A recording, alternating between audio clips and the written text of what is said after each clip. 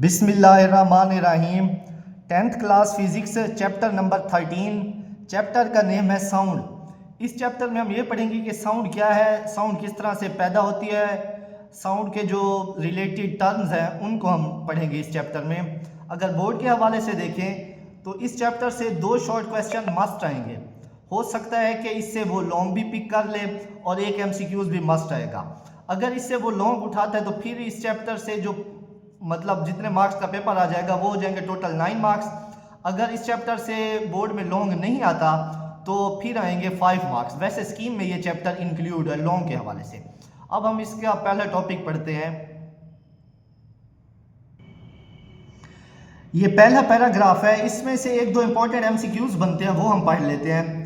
Sound waves are simple to generate, यानी जो sound waves हैं बिल्कुल सादा तरीके से पैदा किए जा सकते हैं। When we speak, यानी जब हम बोलते हैं our vocal cords कहते हैं ये जो हमारा गला है। Vibrate producing sound waves, यानी जब हम बोलते हैं तो हमारे vocal cords में क्या पैदा होती है, वाइब्रेशन पैदा होती है। तो इस वाइब्रेशन से क्या प्रोड्यूस होती है, sound waves. Any object that vibrate in their cause nearby air layer to vibrate as well, which in turn affect adjacent layer। अब जो साउंड वेव्स है ना, ये मैकेनिकल वेव्स। मैकेनिकल वेव्स ऐसी वेव्स होती हैं जिनको ट्रैवल करने के लिए मीडियम की ज़रूरत होती है। जैसे नॉर्मल हम बातचीत करते हैं तो जो हमारी आवाज़ होती है एक जगह से दूसरी जगह ट्रैवल करती है, वो करती है मीडियम की वजह से। अब उसमें मीडियम क्या होता है, वो होता है एयर। इसमें से अभी आपने तैयार नहीं करना, नेक्स्ट जो तैयार करने वाला होगा वो मैं आपको मार्क करवा दूंगा। This continuous vibration pushes and pulls air creating waves of compression and rarefaction. अब लास्ट चैप्टर में हम तफसील से पढ़ चुके हैं कि कंप्रेशन क्या है, रेयरफेक्शन क्या है। कंप्रेशन कहते हैं वेव का ऐसा पॉइंट जहां पर उसके लूप के हो बिल्कुल करीब हो, और रेयरफेक्शन कहते हैं वेव का ऐसा पॉइंट या वेव के अंदर ऐसे लूप जो थोड़े फासले पर हो। When these wave reach our ear, यानी जब भी ये वेव्स जो है हमारे कानों तक पहुंचती हैं, they cause our eardrum to vibrate, यानी जो हमारा एयर ड्रम है वो क्या करता है, वाइब्रेट करता है। allowing us to perceive sound, तो हमें क्या पता चलता है, यानी कोई आवाज़ है जो हमें सुनाई देती है। as these vibration move through the air, यानी ये जो वाइब्रेशन होती है किस में मूव करती है, एयर में। they form sound waves, तो ये क्या बनती है, साउंड वेव्स बनती है। these waves are longitudinal, ये आपसे बोर्ड में हमसे पूछा जा सकता है कि जो साउंड वेव्स हैं वो कौन सी वेव्स हैं, वो है longitudinal waves. Meaning air particles oscillate back and fourth, यानी जो एयर पार्टिकल्स हैं वो क्या करते हैं, बैक एंड फोर्थ यानी आगे पीछे मूव करते हैं। In the same direction as the wave energy transfer, यानी जिस तरह वेव एनर्जी ट्रांसफर करेगी, जो वेव्स के पार्टिकल होंगे वो क्या होंगे, बैक एंड फोर्थ मूव करेंगे। The speed at which sound wave travel through air, यानी जो एयर में स्पीड ऑफ साउंड होती है वो तकरीबन 330 से 350 मीटर पर सेकंड के दरमियान होती है। ये आपसे MCQs पूछा जा सकता है, ये भी MCQs है। ऊपर ये भी पूछा जा सकता है जो लॉन्गिट्यूडनल वेव्स हैं वो कौन सी वेव्स हैं, सॉरी जो साउंड वेव्स हैं वो कौन सी वेव्स हैं, लॉन्गिट्यूडनल वेव्स हैं। इन दिस चैप्टर, इस चैप्टर में हमने क्या पढ़ना है, we will explore fascinating world of sound, यानी साउंड के रिलेटेड है ये पूरा चैप्टर। हाउ इट मूव्स, के साउंड किस तरह मूव करता है, रिफ्लेक्ट किस तरह से करता है, बेंड किस तरह से करता है, and help us understand both nature and technology, यानी ये किस चीज़ में हमें फ़ायदा देता है या हमें समझने में, नेचर को समझने में और टेक्नोलॉजी को समझने में साउंड हमारे लिए हेल्पफुल है। अब इसमें जो 2 इंपॉर्टेंट MCQs ही बनते हैं, एक ये वाला और ये जो मैंने आपको मार्क करवा दिया। नेक्स्ट हम पढ़ते हैं, नेक्स्ट है प्रोडक्शन। प्रोडक्शन का मतलब होता है बनना, and propagation of sound wave. Propagation of sound का मतलब यह है कि साउंड का ट्रैवल करना। अब इसमें आपसे ये बोर्ड में शॉर्ट क्वेश्चन पूछा जा सकता है, हाउ साउंड इज प्रोड्यूस। अगर ये सवाल आ जाए हाउ साउंड इज प्रोड्यूस, तो आप इस पैराग्राफ को भी लिखेंगे और ये एक एग्जाम्पल भी देंगे। ये भी सवाल पूछा जा सकता है और यहाँ पर ये भी सवाल पूछा जा सकता है, व्हाट इज साउंड, के साउंड क्या, फिर भी आप यही आंसर देंगे, यानी ये पैराग्राफ भी लिखेंगे और ये एग्जाम्पल भी देंगे। अब हम इसे समझते हैं। Sound is produced bye vibrating object, sound किस तरह से पैदा होता है, जब भी कोई ऑब्जेक्ट क्या करे, वाइब्रेट करे। वाइब्रेट या वाइब्रेशन का मतलब होता है थरथराना, यानी थोड़ा आगे पीछे या इधर उधर थोड़ा सा मूव करना।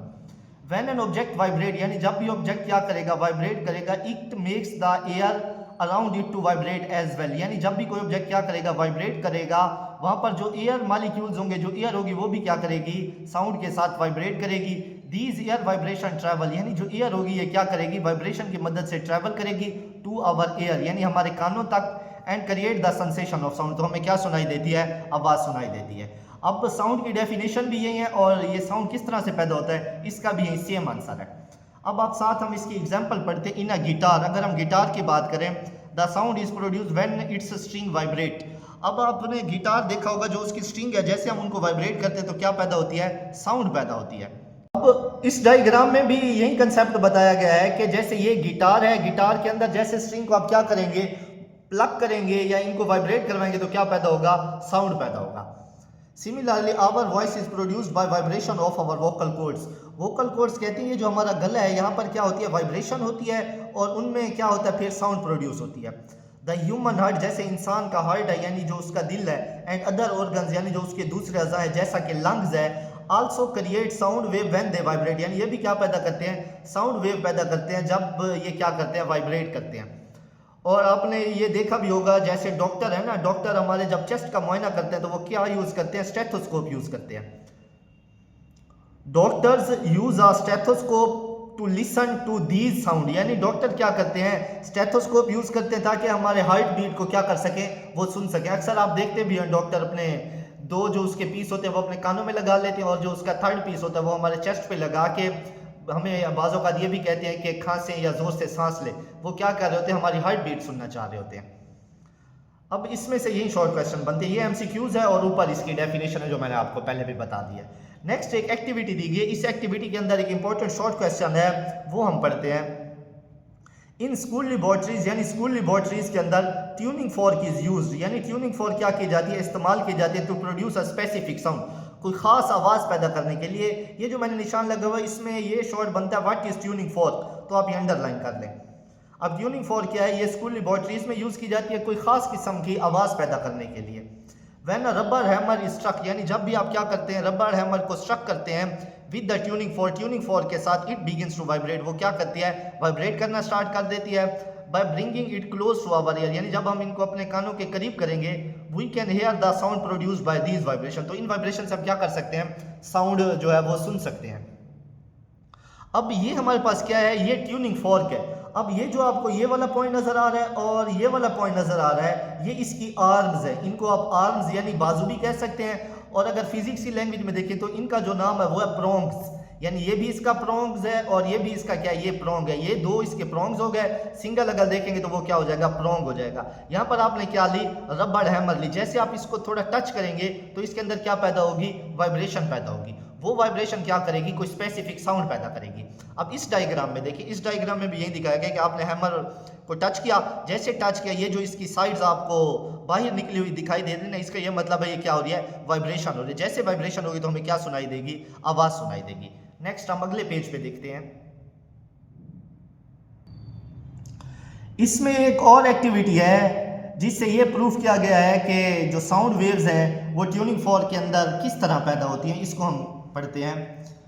We can also observe the vibration of tuning fork by bringing one end of its prongs in contact with the small table tennis ball hanging from a thread। अब आपने क्या किया, ऊपर से कोई एक स्पोर्ट लगा दी, स्पोर्ट लगाकर नीचे आपने कोई थ्रेड यानी कोई रस्सी वगैरह लटका दी, उस रस्सी के साथ आपने क्या कर दिया, टेनिस बॉल बांध दी, फिर साथ आपने क्या लगा दी, वाइब्रेटिंग ट्यूनिंग फॉर्क। जैसे ट्यूनिंग फॉर्क ये वाइब्रेट करेगी तो बॉल क्या होगी, हिट होगी, बॉल इस तरफ मूव करेगी यानी इस पॉइंट तक। तो इससे ये हमें पता चलता है बॉल ने क्या किया है, ये जो ट्यूनिंग फॉर्क थी ये जैसे वाइब्रेट हुए वो किससे टच हुई है, टेनिस बॉल से, और टेनिस बॉल किस तरफ मूव कर गई है, थोड़ा आगे की तरफ। इस पैराग्राफ में यही कंसेप्ट है।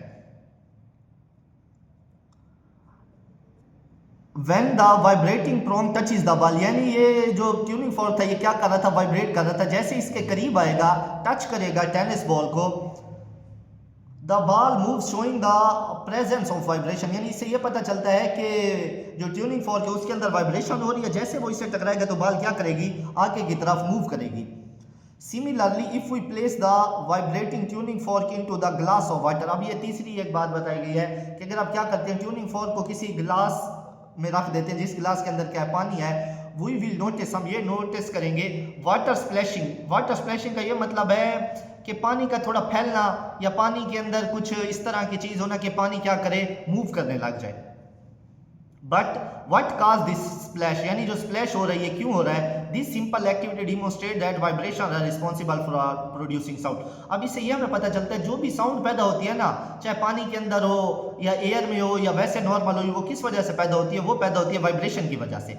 अब ये मे भी इतना इंपॉर्टेंट है नहीं, बस सिर्फ ये कंसेप्ट के हिसाब से है, आप इसका कंसेप्ट देख लेंगे, मुकम्मल ये वाला तैयार करने की जरूरत नहीं है, इतना इंपॉर्टेंट नहीं है। अगर ये लॉन्ग पूछ ले कोई एक्टिविटी, वो आपसे ये पूछ ले कि ऐसी एक्टिविटी बताएं, ऐसी एक्टिविटी को एक्सप्लेन करें जिसमें साउंड वेव्स पैदा होती हैं या साउंड का कंसेप्ट क्लियर होता है, तो फिर ये बोर्ड में आ सकता है। वैसे ये बोर्ड के हवाले से इतना इंपॉर्टेंट नहीं है। नेक्स्ट लेक्चर में हम पढ़ेंगे प्रोपोगेशन ऑफ साउंड। हम तफसील से पढ़ेंगे जो साउंड है वो किस तरह से प्रोपोगेट होता है, किस तरह से आगे ट्रैवल करता है।